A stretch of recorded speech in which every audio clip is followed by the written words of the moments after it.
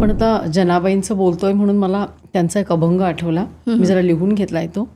डोईचा पदर आला खांद्यावरी, भरल्या बाजारी जाईन मी, हाती घेईन टाळ खांद्यावरी विणा, आता मज मना कोण करी. तर ह्याच्यामध्ये त्यांनी केवढं एक स्त्रीची भक्ती, आत्मविश्वास, केवढं काही सांगितलेलं आहे. तर मला असं वाटतं काही सीतेवरच्या पण ओव्या खूप महिला वारकऱ्यांना आवडतात ना. हो हो हो, मलाही फार आवडतात. तर काय म्हणजे महिला वारकरी हे जे ओव्या अभंग गातात, तर त्या आणि पुरुष वारकरी काय त्याच्यामध्ये वेगळेपण आहे त्यांचं. महिला काय करतात की विठ्ठलाला सजीव रूप देतात, त्याला सजीव रूप देतात आणि आपल्या ओव्यांमधून त्याला अगदी असं साजिवंत करतात. आपलं प्रापंचिक जीवन, त्याचं सगळं प्रतिबिंब ते विठ्ठल आणि रखुमाईमध्ये पाहतात. मग रामायण असू देत, महाभारत असू दे, जुन्या काळात बघा लेकरं झोपलेली असायची, आई जात्यावर दळण दळत असायची, लेकरं घुरमळतच ऐकायची की रामायण त्यांच्या कानावर पडायचं, महाभारत पडायचं, त्यांना वेगळं शिकवायची गरज पडायची नाही. त्यावेळेला माझ्या आजीकडून मी ऐकली आहे, आजी खूप छान सीतेवर गायची की सीतेचं आयुष्य बघा ना, म्हणजे राजघराण्यात वाढली, सगळी सुखं पायाशी लोळण घेत होती. लोक म्हणतात नशीब केवढं मोठं, देवासोबत लग्न व्हावं. पण लग्नानंतर 14 वर्ष कुठं गेली? वनवासात. पण सीतेच्या बापानं, राजा जनकानं आपल्या लेकीला एवढं समृद्ध आणि भक्कम बनवलं की ती वनवासात सुद्धा आनंदानं राहिली. आजच्या काळात आपल्या लेकींना आपण स्वतःच्या पायावर उभं राहायला शिकवलं पाहिजे. आपल्या लेकींना मानसिकदृष्ट्या, शारीरिकदृष्ट्या सक्षम बनवलं पाहिजे. हे सीतेच्या ओव्यांमधून कळतं. आजच्या काळात कुठलीही गोष्ट अगदी इन्स्टंट मिळण्याच्या काळात ॲडजस्टमेंट काय असते हे सीतेचं आयुष्य आम्हाला सांगतं. सीतेबद्दल बोलताना माझी आजी गायची, एवढ्या गवनामंदी, वनवासात होती ना सीता, सीता झोप ग कशी आली. कशी झोप आली असेल? झोप ग कशी आली, उशी दगडाची केली. AC वगैरे सोडा, उशी पण नाही मिळाली. पण तिनं काय केली तर दगडाचीच उशी केली. म्हणजे तिनं ॲडजस्टमेंट केली.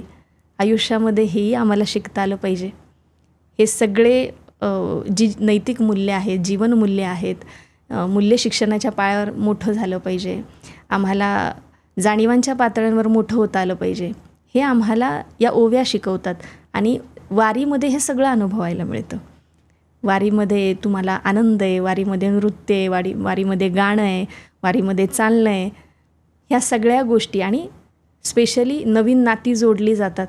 आपल्याला स्वतःचा शोध घेता येतो. वारी हा एक खूप छान प्रवास आहे. साध्य भगवंताची प्राप्ती आहे, त्याचं दर्शन व्हावं. पण साधन म्हणजे मार्गच इतका गोड आहे की त्याचा आनंद साध्यापेक्षाही कैक पटीनं जास्त आहे असं म्हटलं तर वावगं ठरणार नाही. तुकोबाराय म्हणतात, आनंदाचे डोही आनंद तरंग. म्हणजे वारी हा आनंदाचाच प्रवास आहे, आनंदाचाच प्रवास आहे. तर तुम्हाला ज्ञानोबांचे किंवा तुकोबारायांचे कुठले अभंग जास्त भावतात? मला जास्त भावणारा कुठला अभंग जर असेल तर आत्ता आपण बोलतो आहे, तुम्ही कीर्तन करता, तुम्ही वारी करता असं म्हणत असताना आम्ही म्हणतो की हो आम्ही वारी करतो, आम्ही कीर्तनं करतो, आम्ही प्रवचन करतो. पण संतांनी फक्त जगाच्या कल्याणाचा विचार केला आणि ते म्हणतात आम्ही काहीच नाही केलं. म्हणजे आपुलिया बळे नाही मी बोलत, सखा कृपावंत वाचा त्यांची, साळुंखी मंजुळ बोलत असे वाणी, शिकविता धणी वेगळाची, कायम्या पामरे बोलावे उत्तरे, परी विश्वंबरे बोलाविले.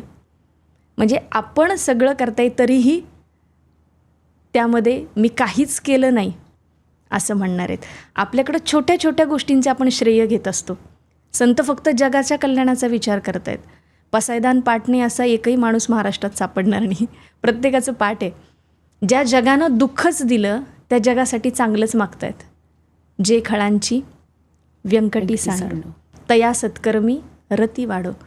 माऊली म्हणतात जे खळ आहेत, जे वाईट आहेत, खळ म्हणजे वाईट, त्यांच्याबद्दल त्यांना संपवा असं ते म्हणत नाही आहेत.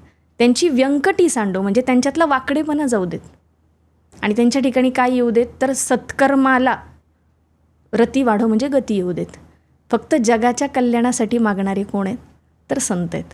आणि म्हणून ते म्हणतात, करीतो कवित्व म्हणाल जे कोणी, नव्हे माझी वाणी पदरीची. हे मागणं संतांचं आहे. कुणासाठी? तर जगाच्या कल्याणासाठी. आपण छोट्या छोट्या गोष्टींचं श्रेय घेतो. एखाद्याच्या मुलीचं चांगलं झालं, लग्न जुळलं. गावाकडं मी नेहमी उदाहरण देत असते. तिच्या माहेरकडच्या कुठल्या तरी व्यक्तीनं तिच्या सासरकडच्या व्यक्तीला भेटल्यानंतर कोणतरी म्हटलं की चांगलं झालं, याच्या मुलीचं चांगलं झालं, आमच्या गावातल्या चांगल्या घरात गेली, मुलीचं चांगलं झालं. हा सासरकडचा म्हणतो, हो मीच तिच्या बापाला सांगितलं होतं की तिथं पोरगी दे म्हणून. आणि एखाद्याच्या मुलीचं म्हणजे आता चांगलं झालं म्हणून श्रेय घेतलं, यात नवल नाही. एखाद्याच्या मुलीचं वाईट झालं, मी तिच्या बापाला 4-4 वेळा सांगत होतो तिथं पोरगी देऊ नको म्हणून. म्हणजे चांगलं झालं तरी आम्ही श्रेय घेतो, वाईट झालं तरी श्रेय घेतो. संत फक्त जगाच्या कल्याणाचा विचार करतात, तरीही मी काहीच केलं नाही. हा एक सुंदर असा भाव आहे. त्यामुळं वारी तुम्हाला निस्वार्थी भाव कसा ठेवावा हे सुद्धा शिकवते. वारीमध्ये संवाद होतो, वारीमध्ये सहवास आहे. आजकाल आपल्याकडे फक्त संपर्क आहे. संपर्क म्हणजे तुमच्या कॉन्टॅक्ट लिस्टमध्ये जेवढे नंबर आहेत, मोबाईल क्रमांक आहेत, त्यांच्याशी आपला संपर्क आहे. संवाद आहे का हा प्रश्न आहे. वारीमध्ये संपर्क तर होतोच, पण संवादही होतो. संपर्कातून आपल्याला काय मिळते? फक्त माहिती मिळते, फक्त माहिती आहे. पण संवादातून आपुलकी तयार होते. आणि आज आपण तेच मिस करतो आहे. आज आपण बघतो आहे की मैलोनं मैल तुम्ही म्हटलं तसं 7 समुद्रापार असलेल्या व्यक्तीच्या आयुष्यात काय चाललं आहे याचे अपडेट्स घ्यायला आम्हाला वेळ आहे, पण शेजारी बसलेल्या व्यक्तीच्या व्यथा विचारायला आमच्याकडे वेळ नाही. ही आजच्या काळाची रिॲलिटी आहे. ही क्लिप शेवटपर्यंत बघितल्याबद्दल खूप खूप धन्यवाद. संपूर्ण एपिसोड बघण्यासाठी खाली दिलेल्या लिंकवर क्लिक करा आणि सर्व काही चॅनलला सबस्क्राईब करायला विसरू नका.